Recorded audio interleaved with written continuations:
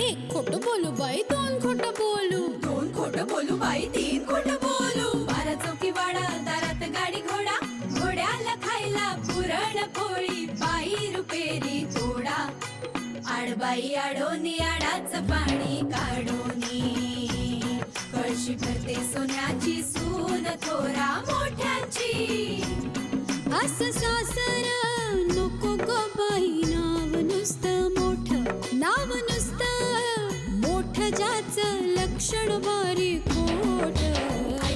पैलमा गणेश देवा, माझा खेळ मांडला, करीन तुझी सेवा, करीन तुझी सेवा, मला हवा करतार, चंद्रपोळी चोपडीत माझा संसार.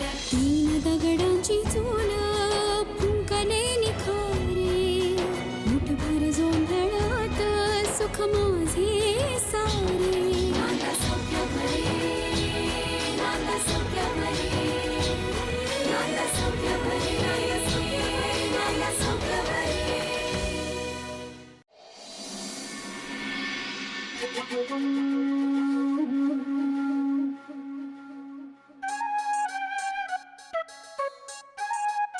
एक खोटं बोलू बाई, दोन खोटं बोलू. अहो किती छान आहे. आणि हे खडे? अहो 60,000 खरे हिरे कसे येतील?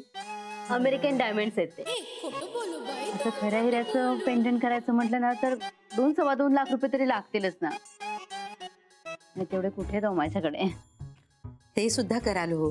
तुमची इच्छा आहे की नाही, मग देव मार्ग दाखवेल. तुमच्या तोंडात तूप साखर. आणि जेव्हा असं मी खऱ्या हिऱ्याचं पेंडंट करेन ना, तेव्हा तुमच्याकडे पैसे मी अजिबात मागणार नाही. तुम्ही का तर पैशाचा विषय काढताय सारखा सारखा? नका ना असा कमीपणा घेऊ स्वतःकडे. अहो जिला तुमच्यासारखी बहीणबाई आहे तिला कमीपणा कसा येईल? खोटं बोलू. तुमची स्वानंदी ना, एक खोटं बोलू बाई, दोन खोटं बोलू. आपली स्वानंदी नेहमी म्हणते प्रेम आणि आपुलकीला मोल नसतं. आज मी ते दाखवून दिलं का मला आधी? अहो तुमचा हेतू चांगला होता की नाही, म्हणून हे सगळं झालं. मी काय आपली निमित्त मात्र झाले. पण ते पैसे तुम्हाला परत घ्यायचे ना, आणि तुम्ही जर ते पैसे परत घेतले नाही तर मागचा पुढचा कुठलाही विचार न करता मुलांना मी सगळं सांगून टाकेन. नाही हो, तशी वेळच नाही येणार. तुम्ही तुमच्या सवडीने द्या, पण आता तो विषय नका काढू सारखा सारखा. बरं नाही काढणार विषय. आपण एक सांगायचं होतं, तुम्हाला यायला उशीर झाला ना, मी ज्वेलर्सना खूप वेळ थांबवून घेतलं होतं, पण त्यांना काम होतं म्हणून मग मी त्यांना पाठवून दिलं. त्यांना म्हटलं मी पेढीवरच पैसे पाठवून देते, चालेल ना? म्हणजे हरकत नाही ना? नाही हो, हरकत कसली. मला ना बँकेतच उशीर झाला, आणि आता एवढी रक्कम घेऊन यायची, मग बसनी कसं यायचं, म्हणून रिक्षा केली. रिक्षा ट्रॅफिक मध्ये अडकली हो. आणि काय करणार, पैशाचं काम तर व्हायला हवं होतं ना. हो ना. सॉरी, मला थोडा उशीर झाला. अहो काहीच हरकत नाही, आपल्यालाच पैशाच्या मागे पुढे करायला लागत असतं. सत्य आहे. आलं का कुणी? हो. एक खोटं बोलू बाई, दोन खोटं बोलू. तुझ्या हातचं जेवण मिस करते माहिती. अगं मग येत जा ना जेवायला. हे बघ, हे आमचं लहान मूल. मी माहेरी आले ना की लहानच होतात. मी पण झाले बघा. कशात तुम्ही? एकदम बरी आहे. तू कशी आहेस? बरी आहे. बरं झालं का आलात तुम्ही. तुझं तर येणंच होत नाही आमच्याकडे. हे बघ, मी इथेच बोलत बसली दोघींची. चला आज चला. हा? सायली, पाणी आण गा. पहिली या बस. बसा. ना कोबीच्या वड्या आहेत. आईंना पण आवडतात आणि तुम्हाला पण द्यायच्याच होत्या ना. अगं बाई, वा,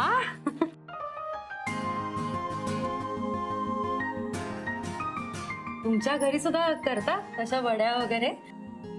म्हणजे एकदम साधं खाणं आहे ना हे.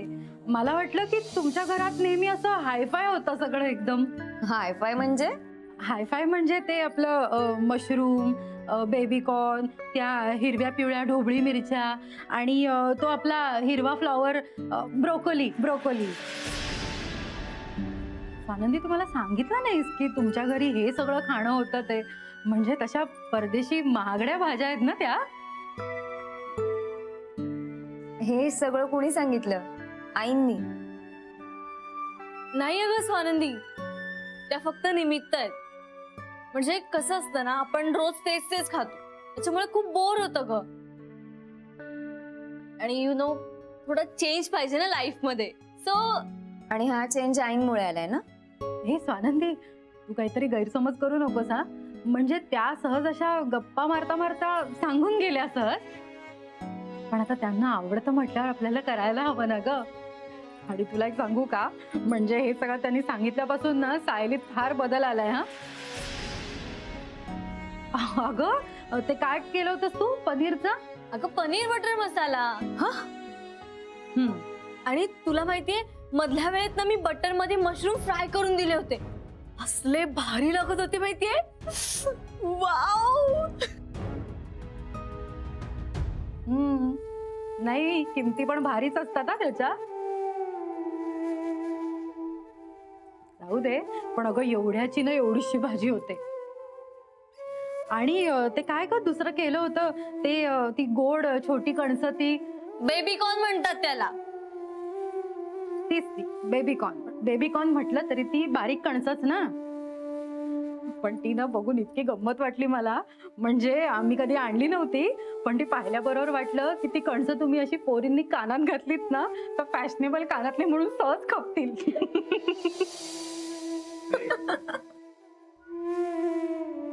हे नक्कीच आमच्या सासूबाईंनी शिकवलेलं दिसतंय. साध्या गोष्टी, साध्या सवयी, साधं राहणीमान म्हणजे वाईट हे एकदा पटलं ना की मग जास्त पैसे मिळवणं ही गरज होऊन बसते आणि मग माणूस पैशांचा गुलाम होतो. नाही नाही, माझ्या घरात हे असं होतं का म्हणे. मला थांबवायला हवं. आत्ताच मला सायलीच्या बोलण्यात संपदाताईचा भास झाला. जी संपदाताई व्हायच्यात मला हे सगळं थांबवायला हवं. ए काय झालं, कसला विचार करते? आईंचा. आईंना भेटून येतो ना. चला बहिणी. सानंदी, जाताना ना डबा घेऊन जा. मी ना व्हाईट सॉस मध्ये पास्ता केलाय.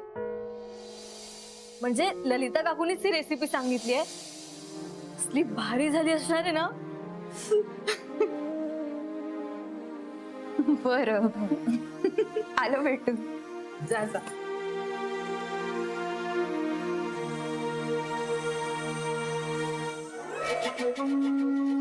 असं फ्लश द्या ना. हो देते ना. हा ना? हो. एक खोटं बोलू बाई, दोन खोटं बोलू. ठेवाल प्लीज. ठेवते की. थँक्यू. आई हा. कशी आहेस? नाही नाही, पाणी पिते जरा. मग आई पाय कसा आहे? बरं आहे. हा मोठ्या सुनबाईला घेऊन आलेस. अगं उभी का बस ना मा. हो एक खोटं बोलू बाई, दोन खोटं बोलू. आई कशी आहे तुझे? बरी आहे आता. आणि मी रोज जाते ना तिला भेटायला तर लवकर रिकवर होते. आई तुम्ही रिकवर होताय ना? हो होते ना, हळूहळू होते. दोन खोटं बोलू. पण आपल्या घरातली माणसं दिसली ना की लवकर बरी होईल. तुमच्या घरातली माणसं खूप करतात हा स्वानंदी माझं. ललिता, ते तुम्ही असं का बोलताय? आम्ही काय करतोय? डॉक्टरांनी तुम्हाला आराम द्यायला सांगितलाय तेवढा देतोय. हो ते आहेच, पण घरच्यांची आठवण तर येतेच ना ग. एक खोटं बोलू बाई, दोन खोटं बोलू. काय ग काय झालं? तू टेन्शन मध्ये काय? नाही, टेन्शन कसलं. हा बरं, तुम्ही बसा, मी काहीतरी खायला घेऊन येते. अगं काकू, तुम्ही कशाला त्रास करून घेताय? मी आले ना, मला सांगा तुम्हाला काही मदत हवी असेल तर. हा नको ग, मी मदतच करायला गेले होते त्यांना काय करून घेतलं बघ. तू जाशील मदत करायला आणि पडशील आणि इथे आडवी होशील. त्यांचं टेन्शन आणखीन वाढत नको, बस इथे. एक खोटं बोलू बाई, दोन खोटं बोलू. स्वानंदी काय बघतेस एवढं आईकडे? नाही, मला सारखं असं वाटतंय तिला कसलं तरी टेन्शन आहे. आई ग, एक खोटं बोलू बाई. आणि अगं, मला ललिता त्यांच्या पायाचीच काळजी. त्यांचा पाय आता बरा व्हायला हवा ग. हे डॉक्टर पुन्हा येऊन गेले का? काही सांगितलं अजून? नाही, काही सांगितलं नाही, पण त्यांना एकाच जागेवर बसून कंटाळा येत असेल ना ग. नाही ग, त्या शाळेत गेल्या ना तरी अनिता काकू येऊन जाऊन असतातच. सगळेच खूप काळजी घेतात अगं माझी. आईला नक्की काहीतरी झालं. आजारी माणसाची सेवा करताना होणारा त्रास चेहऱ्यावर दाखवणाऱ्यातली नाही आहे. तिला वेगळंच काहीतरी टेन्शन. काकू, खरंच तुम्ही विश्रांती घ्यायला हवी. खूप दमल्यासारखं दिसतंय. आता आम्ही दोघी आलोय ना, आम्ही दोघी करतो अनिता काकूला मदत. आता मी तुम्हाला दोघींना रागवे ना, माझी कसली काळजी करताय अगं? ललिताताईंना काय वाटेल? ठेव, मला काही वाटणार नाही. मुलांना काळजी वाटतेच आईची. आणि त्या दिवशी इंद्रनील किती काळजी करत होता माझी, बघितलंत ना तुम्ही. आणि स्वानंदी, अगं खरंच त्यांना माझ्या पायाची काळजी वाटते. शाळा आहे, त्यांची कामं आहेत, त्यातनं माझी देखभाल, खूप दगदग होते ग त्यांची. आता मी पळते हा इथून. मी काहीतरी खायला करते, तुम्ही बसा. बसा.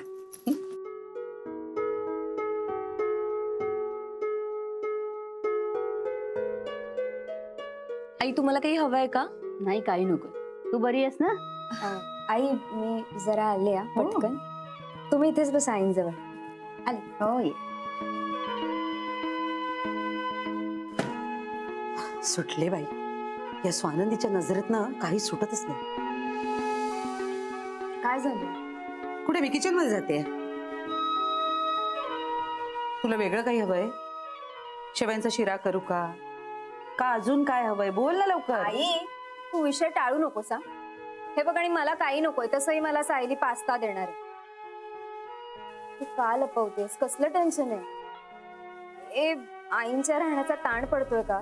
तुला काही पोच आहे का ग स्वानंदी? तुम्हाला त्यांच्या समोरच विचारतेस तुला कसला ताण आलाय, तुला कसलं टेन्शन आलंय? त्यांना काय वाटेल?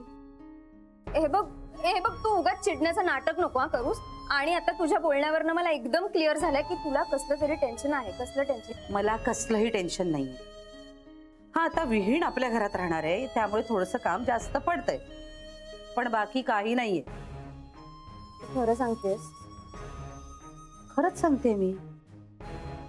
आणि हे बघ, त्या आम्हाला मदतच करतात.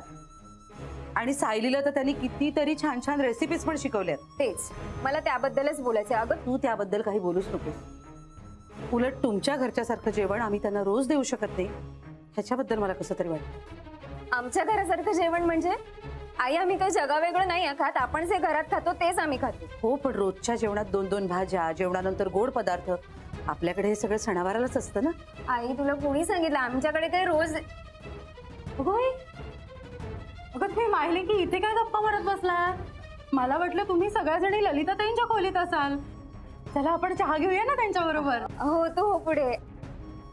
हो पुढे म्हणजे? नाही म्हणजे माझ्या समोर बोलायचं नाही असं काही बोलणं सुरू आहे का? ठीक आहे बाई, जाते मी, जाते इथून. अनिता, काय तू ग? मग काय मग? हे बघ, आपल्याकडे सासूबाई आलेत ना, त्याचं बहुतेक हिला टेन्शन आलंय. आनंदी, अगं तू किती टेन्शन घेतेस? आम्ही सगळं नीट करतोय त्यांचं. तेच नीट म्हणजे? हे बघ, मला सारखं असं वाटतं की आई काहीतरी लपवते माझ्यापासून. मला खरं सांगा, आईंच्या इथे राहण्याचा ताण पडतोय का? परत तेच. स्वानंदी, तू त्या भल्या बाईला का सारखं सारखं मध्ये आणतेस ग? किती चांगल्या आहेत त्या, किती मदत करतात आम्हाला, माहितीये तुला? आता मदत करता करता घसरून पडल्या ना तरी सुद्धा मदत करायची काही थांबवली नाहीये त्याने बाई. आता बघ ना, परवाच त्यांनी मला बटाटे सोलून दिले आणि चिरून सुद्धा दिले. आणि जुईलीचा अभ्यास घेत होत्या. तो तर त्या आजही घेत होत्या. हे बघ स्वानंदी, तू त्यांच्याबद्दल काही बोलूच नकोस. त्यांचं तुझ्यावर खूप प्रेम आहे. हा, ते प्रेम दाखवायची त्यांची पद्धत वेगळी आहे, पण याचा अर्थ ती पद्धत चूक आहे असं आपण नाही म्हणू शकत ना. त्या तुझं सतत कौतुक करत असतात, हो की नाही ग? भरभरून. मग बरं, चल आता तू जा त्यांच्याजवळ, आम्ही काहीतरी खायचं करतो. ये, चहा घ्यायला ये. जा.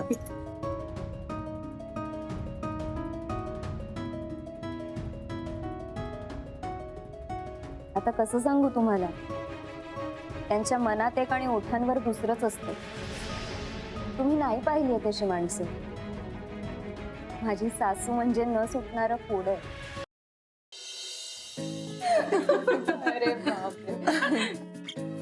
मला ना तुमच्या घरचं वातावरण खूप आवडतं. इथे येऊन ना फ्रेश वाटतं. हो ना, मग येत जा की. अगं, हे पण तुझंच माहेर आहे असं समज ना. समजायचं काय, आम्ही आहोतच बहिणी, हे त्यांचंच माहेर आहे. अरे स्वानंदी,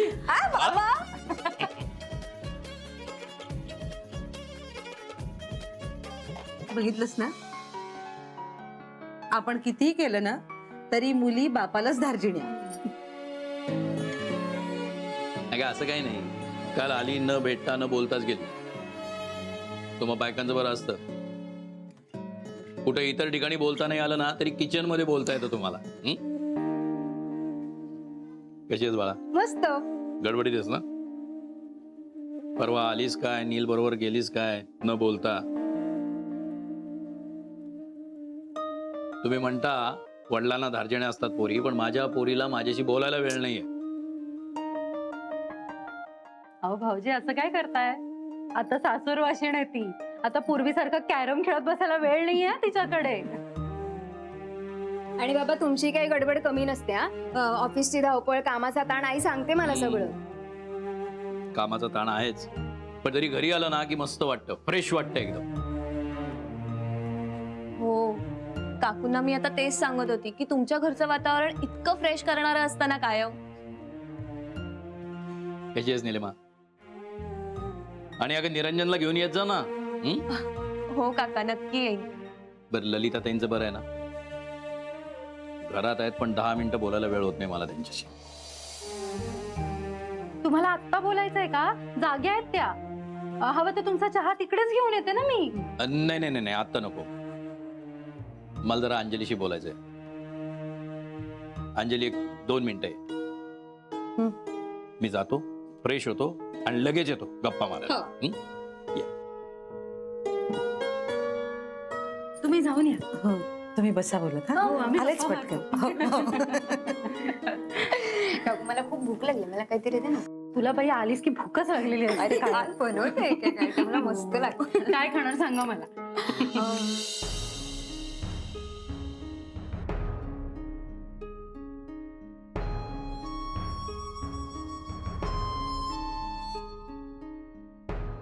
काय हो, अगदी सगळ्यांच्या समोर बोलावून घेतलं? नाही तसं सिरियस नाही आहे, पण दुर्लक्ष करण्या इतकं साधंही नाही. म्हणजे म्हणजे कसं आहे, तर्कवितर्क करण्यापेक्षा किंवा उगाच अंदाज बांधण्यापेक्षा स्पष्ट बोललेलं बरं नाही का? हो, पण म्हणजे काय? आणि हे असं आडून बोलण्याने वेळ आणि शक्ती दोन्ही व्यर्थ वाया जात. मग बोला ना स्पष्ट. स्पष्ट बोलायला पाहिजे म्हणताना माझीच जीभ रेटत नाही स्पष्ट बोलायला. म्हणजे मीच माझ्या बायकोकडून स्पष्टीकरण मागतोय का काय असं वाटतंय. आता मात्र हद्द झाली वसंतराव. बोला की. अंजली, आजवर आपण आपल्या दोघांचे आर्थिक व्यवहार एकमेकांना विचारूनच केले. आपण रोजच्या व्यवहारात जगताना धावपळीत एखादी गोष्ट सांगायची राहून जाते नाही का? मग राहिली तर आत्ता सांगा. माझ्याकडून नाही, तुझ्याकडून सांगायची राहून गेली. माझ्याकडून काय राहिलं? हे एक 30,000 रुपयाची FD तू मोडलीस आणि पैसे विड्रॉ केलेस. नाही, रक्कम तशी फार नाही आहे आणि तुझ्या सेव्हिंग मधनच केलेली FD होती ती. अहो असं का म्हणताय तुम्ही? तुमचे आणि माझे पैसे वेगळे आहेत का? नाही ना, म्हणूनच आश्चर्य वाटलं की अगदी निकड भासल्याशिवाय आपण कधी आपल्या FDsना हात देखील लावत नाही. आणि तूही काही खूप गरज आहे किंवा चणचण आहे असं काही एवढ्यात मला सांगितलं नव्हतं नाही का? म्हणूनच म्हणलं तूच FD मोडलीस ना, हे एकदा कळलं म्हणजे मग नंतर बोलायला बरं. तुझ्याकडून असं काही चुकीचं होणार नाही याची खात्री आहे मला. म्हणून वाटलं की असं काय गरज भासली की तुला FD मोडावी लागली. तूच मोडलीस ना? हो, मीच मोडली. That's it. म्हणजे एक काळजी मिटली. आता मला सांग की अशी काय गरज भासली होती की तुला 30,000 रुपये विड्रॉ करायला लागले? ही गोष्ट ना आपल्या दोघींमध्येच राहू दे, कुणाला सांगू नका. माझ्या ना त्या शाळेतल्या एका बाईंना पैशाची गरज होती आणि कुठून सोय होत नव्हती त्यांची, म्हणून मग मी त्यांना मदत. हो, इट्स ओके. अगं मदतच केली आहेस ना, काही हरकत नाही. मग पैसा सत्कारणी लागला. पण तुम्हाला कसं कळलं हे? अगं असं काय करते, आजची तारीख विसरलीस का? आजच्या तारखेलाच तर दोघांची पासबुक अपडेट करून घेतो ना बँकेतून. त्यात कळलं 30,000 रुपये विड्रॉ केलेस ते. बरं चल, अनायसे लवकर आलोय, पटकन फ्रेश होतो म्हणजे स्वानंदीशी गप्पा मारता येतील. आलोच.